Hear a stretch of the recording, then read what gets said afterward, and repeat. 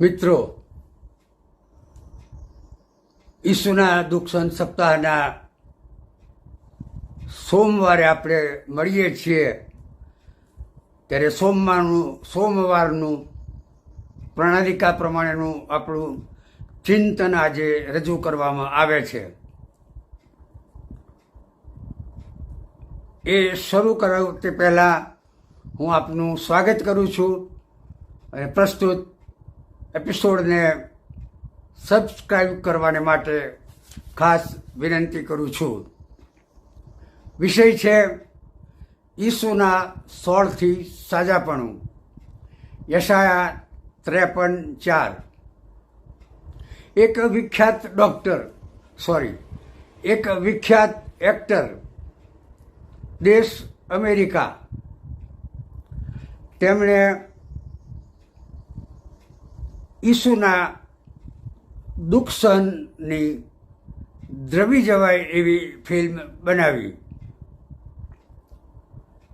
એક વખતે આ એક્ટર ભારે અકસ્માતમાં ઘવાયા અને તેમણે પોતાની આત્મકથામાં લખ્યું કે આ અકસ્માતથી મારા એટલા બધા હાડકાં તૂટી ગયા કે ડૉક્ટર તેને ગણી શક્યા નહીં. હોસ્પિટલમાં 6 માસ સુધી તેમના હાડકાને જોડવાની વૈદ્યકીય સારવાર અપાતી રહી. 8 માસ પછી હોસ્પિટલમાંથી તેમને રજા આપવામાં આવી અને તે સાથે તેમને વ્હીલચેરમાં ફરવા માટેની સલાહ અપાઈ. આ એક્ટરે વ્હીલચેરમાં જવાનું આવવાનું શરૂ કર્યું, પણ એમણે જણાવ્યું કે હજી મને સાજાપણું મળ્યું નથી. તેઓ વ્હીલચેર પર સવાર સાંજ ચાલતા ફરતા રહેતા હતા. એક દિવસ વ્હીલચેર દ્વારા પસાર થતા હતા ત્યારે રસ્તાની બાજુએ આવેલા ચર્ચમાંથી ભક્તજનોના ગીતો અને ભજનનો અવાજ આવતો હતો. તેઓ ત્યાં ઊભા રહ્યા.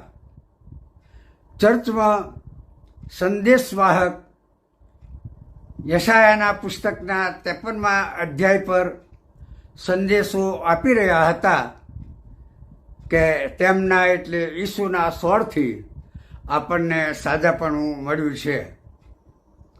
આ સાંભળીને તેઓ ચર્ચમાં ગયા અને પછી લગાતાર 3 માસ સુધી તેમણે ચર્ચમાં જવાનું જારી રાખ્યું.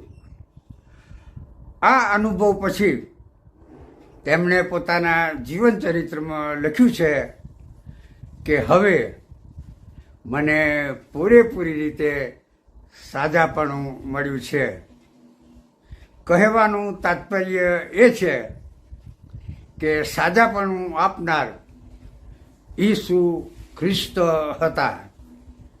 ઈસવીસન 2004માં આ એક્ટરે પોતાને સાજાપણું આપનાર પ્રભુ ઈસુના દુઃખ સહનનું નિરૂપણ કરતી ફિલ્મ પેશન ઓફ ક્રાઇસ્ટનું નિર્દેશન કર્યું.